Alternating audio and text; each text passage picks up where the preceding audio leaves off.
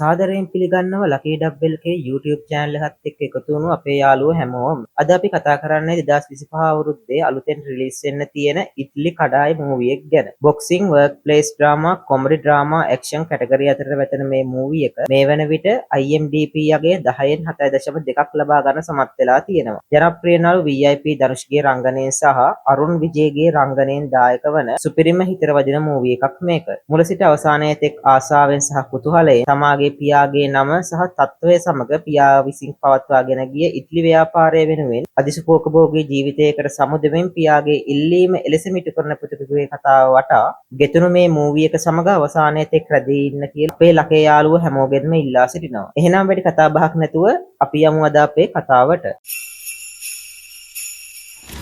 Movie එක පටන් ගත්තෙම අපට පෙන්වන්නේ සංකාරපුරම් කියන ගමේ ජීවත් වෙන මුරුගා සිවනේසන් විසින් ඔහුගේ පියා ඔහු කුඩා කල අවන්හලක් පවත්වාගෙන ගිය අයුරු සහ ඔහුගේ පියා වූ සිවනේසන් හට ඉතා දක්ෂ අයුරින් ආහාර සැකසීමට තිබූ දක්ෂතාවය පිළිබඳව මතකාවර්ජනය කරන සිදුවීම් පෙළක්. මෙතනින් පස්සේ මුරුගා තරුණ වියේදී ඔහුගේ වැඩිදුර අධ්‍යාපනය සඳහා මැද්‍රාස් නගරය වෙත යන බව ඔහු දෙමව්පියන්ට කියනවා. මුලදී මුරුගාගේ මේ තීරණයට දෙමව්පියන් අකමැති වුවත් පස්සේ ඒකට එකඟ වෙනවා. මෙතනින් පස්සේ මුරුගා බැංකොක් වල AFC කියන කම්පැනි එකේ වැඩ කරනවා වගේම ආහාර වට්ටෝරු සැකසීම සහ පරීක්ෂා කිරීම බාරව ඉන්නවා කියලා මේකෙදි අපට පෙන්වනවා. ඒ වගේම මේ AFC කම්පැනි එකේ අයිතිකාරයා වන විෂ්ණුවර්ධන්ගේ දුව මීරා සහ මුරුගන් විවාහ වෙන්න බලාපොරොත්තු වෙන්න ඉන්නේ. මේ AFC කම්පැනි එකේ අයිතිකාරයා වෙන විෂ්ණුවර්ධන්ට මීරාට අමතරව අශ්වින් කියලා පුතෙකුත් ඉන්නවා. මේ අශ්වින් නීති විරෝධී සූදු ක්‍රීඩාවට යොමු වෙලා ඉන්නේ. විෂ්ණුවර්ධන්ගේ පුතා කියලා සමාජය දන්න නිසා අශ්වින්ගේ නීති විරෝධී ක්‍රියා නිසා නීතියේ රැහැනට හසු වුණත් පියාගේ සහාය නිසා ඒවායින් නිදහස් වෙනවා. අශ්වින් මුරුගන්ට වැඩි කැමැත්තක් දක්වන්නේ නැහැ. මොකද කම්පැනි එකේ අශ්වින්ට ලැබෙන්න ඕන දේවල් මුරුගන්ට ලබා දීලා තියෙන නිසා. මේ නිසා ඔහු මුරුගන්ට සලකන්නේ සේවකයෙකුට වගේ. මෙතනින් පස්සේ විෂ්ණුවර්ධන් මීරාගේ සහ මුරුගන්ගේ එන්ගේජ්මන්ට් එකට පාටි එකක් ඕගනයිස් කරනවා. හැමෝම මෙතනට විනෝද වෙමින් ඉන්නකොට මුරුගන්ට අම්මගෙන් කෝල් එකක් එනවා. අම්මා කියනවා මුරුගන්ට මෙතනදී තාත්තා නැති වුණා තාත්තගේ අවමගුලට සහභාගී වෙන්න එන්න කියලා. මෙතනදී මුරුගා ගොඩක් ෂොක් වෙනවා. ඊට පසුදාම එයාගේ තාත්තගේ අවමංගල්‍යයට යන්න එයාපෝට් එකට යනවා. මීරාගේ පවුලේ අය මුරුගන්ට කියන්නේ වෙඩින් එක කල් දාන්න බැරි නිසා අවමංගල්‍ය කටයුතු ඉවර වුණ සැනින් එන්න කියලා. මුරුගන් සමගම ඔවුන්ගේ සේවකයෙකුත් පිටත් කරලා යවනවා. මෙතනින් පස්සේ මුරුගන් පියාගේ අවමංගල්‍යයට සහභාගී වෙනවා සහ පියාගේ අවමංගල්‍ය කටයුතු අවසන් කරනවා. මෙතනින් පස්සේ මුරුගාගේ අම්මා කස්තුරි සැමියාගේ මරණින් පස්සේ ලොකු මානසික පීඩාවකින් පසු වෙනවා. ඇයට ඇයගේ සැමියා වූ සිවනේසන්ව සහ ඇගේ දිවි ගමන මතකයට නැගෙනවා.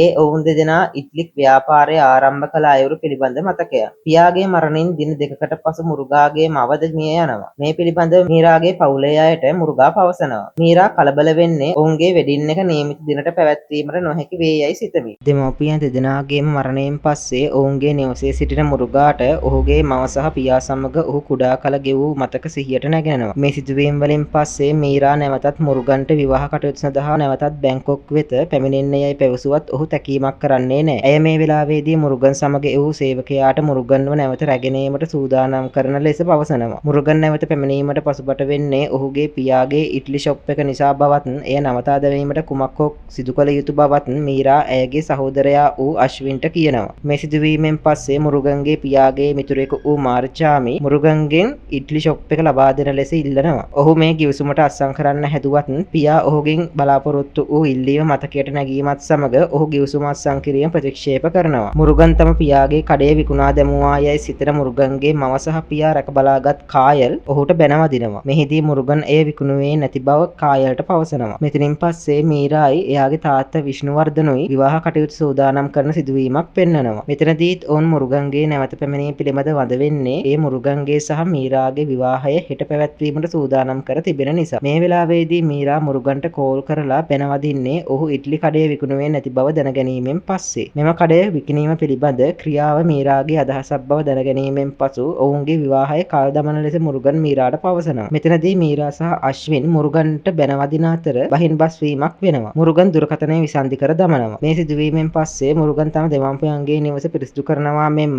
නැවතත් ඉට්ලි කඩය ආරම්භ කිරීමට තීරණය කරනවා. මුරුගන් ඉට්ලි සෑදීමට පුරුදු වෙනවා වගේම පියාගේ කඩේ නැවතත් පිරිසකර කරනවා. මුරුගන් සහ ඔහුගේ කුඩා කල මිතුරිය වන කායල් එකිනෙකාට සහාය වෙමින් ඉට්ලි සෑදීම ආරම්භ කරනවා. ගමේ අය මුරුගන් නැවත ආරම්භ කළ ඉට්ලි කඩයෙන් ඉට්ලි ආහාරයට පැමිණියත් ඔහුගේ පියා වූ සිවනේසන්ගේ ඉට්ලි තරම් රස නැති බව පැවසීම නිසා මුරුගන් තම පියා සාදන ආකාරයට ඉට්ලි සෑදීමට තවත් උනන්දුවෙන් කටයුතු කරනවා. මේ සිදුවීම් අතරතුර මීරාගේ විවාහය කල් ගිය නිසා මීරා මෙන්ම පවුලේ අයත් දැඩි අපහසුතාවයකින් ඉන්න ආකාරය පෙන්වනවා. මෙතනින් පස්සේ තම පියාගේ කඩේ නැවතත් ආරම්භ කළත් එය සාර්ථක නොවීම පිළිබඳ මුරුගා කනස්සල්ලෙන් පසු වෙනවා. එක් දිනක් රාත්‍රියේදී මුරුගා තම පියා සමග සිහිනයක් තුල කතාබස් කරනවා. නැවතත් සිහියෙන් අවදි වෙන මුරුගා දකින්නට ලැබෙන්නේ තම ප්‍රියා මියගිය දවසේ උපන් වසුපැටියා තමා අසල සිටිනවා කියලා. ඔහු එම වසුපැටියා වැළඳගන්නේ තම පියාගේ නැවත ඉපදීම එම වසුපැටියා බව සිතමින්. මෙතනින් පස්සේ මුරුගා නැවතත් පියාගේ ජීවන රටාව අනුව කඩය විවෘත කිරීමට යනවා. ඔහු මෙවර සෑදූ ඉට්ලි තම පියාගේ ඉට්ලි වලට සමානයයි පියාගේ මිතුරෙකු පවසනවා. මේ අවස්ථාවේදීම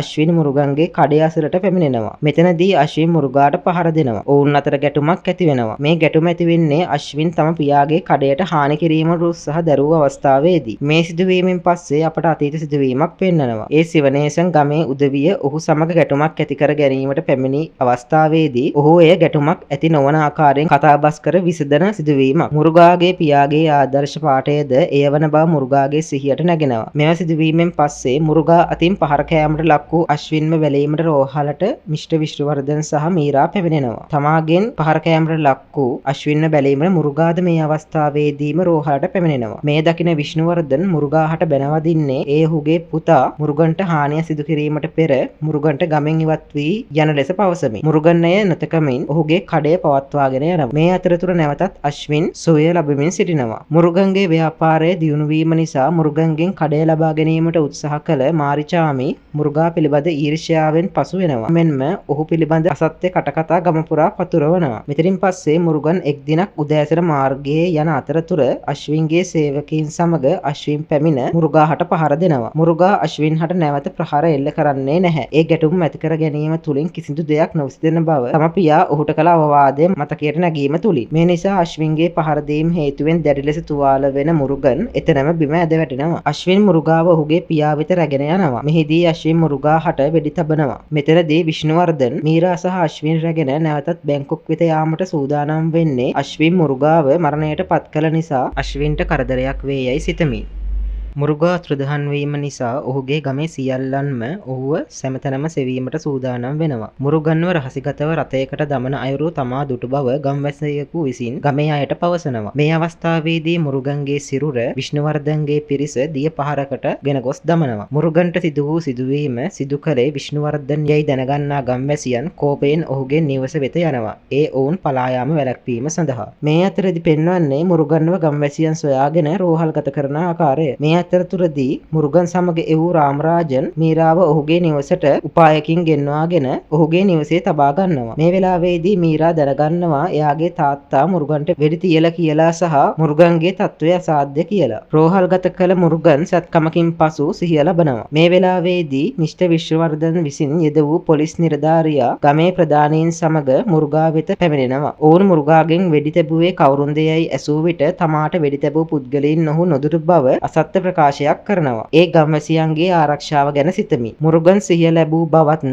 ඔවුන් ඔහුට වෙඩි තැබුවේ නැති බව පැවසූ බවත් පොලිස් නිලධාරියා අශ්වින් සහ ඔහුගේ පියාට පවසනවා. මීරාව නැවතත් ගම්වැසියන් නිදහස් කර එවන්නේ මුරුගන්ට කිසිම කරදරයක් සිදු වී නැති නිසා. මෙතනදී විෂ්ණුවර්ධන නැවත බැංකොක් යාමට සූදානම් වන ලෙස පැවසුවත් අශ්වින් ඔහු මුරුගා මරා දමා මිසක් නොයන බව විෂ්ණුවර්ධනට පවසනවා. මෙතනින් පස්සේ මුරුගාව රෝහලෙන් නැවත නිවස වෙත රැගෙන එන සිදුවීමක් තමයි පෙන්වන්නේ. ඔහුව දැක ගම්වැසියන් ගොඩාක් සතුටු වෙනවා වගේම හුඟක් වත් පිළිවෙත් කරනවා. තමාගේ දුකේදී සැපේදීද තමා වෙනුවෙන් සිටි තමා කුඩා කල මිතුරිය වූ කායල්ව විවාහ කර ගැනීමට මුරුගා තීරණය කරනවා. මෙතනින් පස්සේ මීරා මුරුගන්ව බැලීමට පැමිණෙනවා. ඔවුන් අතර සංවාදයක් ඇති වෙනවා. මේ අතරේදී අශ්වින් සහ විෂ්ණුවර්ධන අතර සංවාදයක් ඇති වෙනවා. මේ වෙලාවේදී අශ්වින්ට මුරුගන්ගෙන් පරිගන්න ඕන නම් මුරුගන්ට තියෙන වටිනම දේ විනාශ කරන්න කියලා විෂ්ණුවර්ධන අශ්වින්ට කියනවා. විෂ්ණුවර්ධන සහ අශ්වින් මුරුගාගේ කඩේ තියෙන භූමිය ලබා ගැනීමට සැලසුම් කරනවා. ඒ පොලිස් නිලධාරියා ලවා ව්‍යාජ ලියකියවිලි සැකසීම තුලින් ඒත් ඔවුන්ට එය සිදු කර ගැනීමට හැකියාවක් ලැබෙන්නේ නැහැ. අපිට පේනවා තමාහට කායල්ව විවාහ කර ගැනීමට නොහැකි වූ කේන්තිය නිසා මාරිචාමි ආයුධයකුත් රැගෙන මුරුගා සොයාගෙන යනවා. මුරුගා නිවසෙන් නොමැති බැවින් ඔහු නිවසේ සිටි මුරුගාගේ වසුපැටියා මරා දැමීමට උත්සාහ කරනවා. මේ අවස්ථාවේදී මුරුගා පැමිණ මාරිසාමි හට පහර දෙනවා. ඔවුන් අතර ගැටුමක් ඇති වෙනවා. මේ ගැටුම දුටු මාරිසාමිගේ මිරිස මුරුගාට පහර දෙනවා. මේ දුටු ගම්වැසියන් මුරුගා හට සහාය වීමට යනවා. ගම්වැසියන් හා මාරිසාමිගේ පිරිස අතර විශාල ගැටුමක් ඇති වෙනවා. මේ අතරතුර අශ්වින් මුරුගාගේ කඩය ගිනි තැබීමට උත්සාහ කරනවා. මේ දකින මුත්තුසාමි අශ්වින්ව නැවැත්වීමට උත්සාහ කළත් අශ්වින් ඔහුටද පහර දී කඩය ගිනි තබනවා. මේ පිළිබඳව මුත්තුසාමි කලබලයෙන් පැමිණ මුරුගාට පවසනවා. මුරුගා තම පියාගේ කඩය වෙත දිව යන විටත් එතනට එක්රූ පිරිස කඩයේ ගිනි නිවා දැමීමට උත්සාහ කළත් පළක් වෙන්නේ නැහැ. මුරුගා මෙයින් කම්පනයට පත් වෙනවා. මෙතනින් පස්සේ මුත්තුසාමි මේ පිළිබඳව මීරාට පවසනවා. මේ අතරදී අශ්වින් සහ විෂ්ණුවර්ධන් නැවතත් බැංකොක් බලා යාමට සූදානම් වෙනවා. මීරා මෙතනට ඇවිත් අශ්වින්ට සහ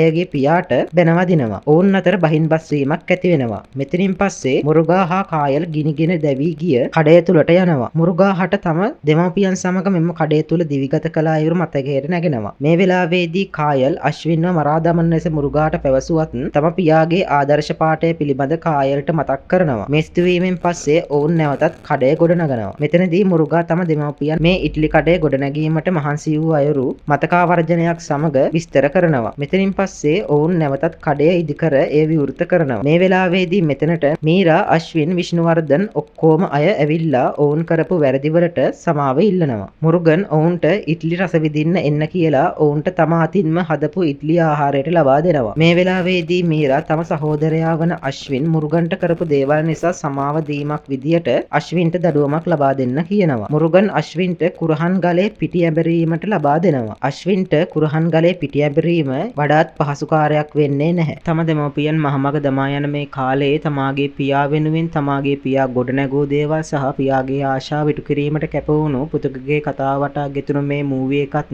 මේ විදියට අවසන් වෙනවා. මේ වගේ සුපිරිම මූවි එකක් සමගින් නැවත සම්බන්ධ වෙන බලාපොරොත්තුවෙන් අපි අදට ඔබෙන් සමුගන්නවා. තවත් මේ වගේ සුපිරිම මූවි රිවිව් බලන්න කැමති නම් ලකී ඩබ් බෙල් එකේ අපිව සබ්ස්ක්‍රයිබ් කරන්න. අලුත් මූවි එකක් දාපු සැනින් බලා ගන්න නොටිෆිකේෂන් බෙල් එකත් ඕල් දාලා තියාගන්න. අද රිවිව් එක හොඳයි නම් ලයික් එකක් සහ ඔබේ අදහස් කමෙන්ට් එකකින් දාලා යාළුවන්ටත් බලන්න ෂෙයා කරන්න කියන ගමන් අලුත් මූවි එකකින් හමු වෙන බලාපොරොත්තුවෙන් අපි අදට සමුගන්නවා.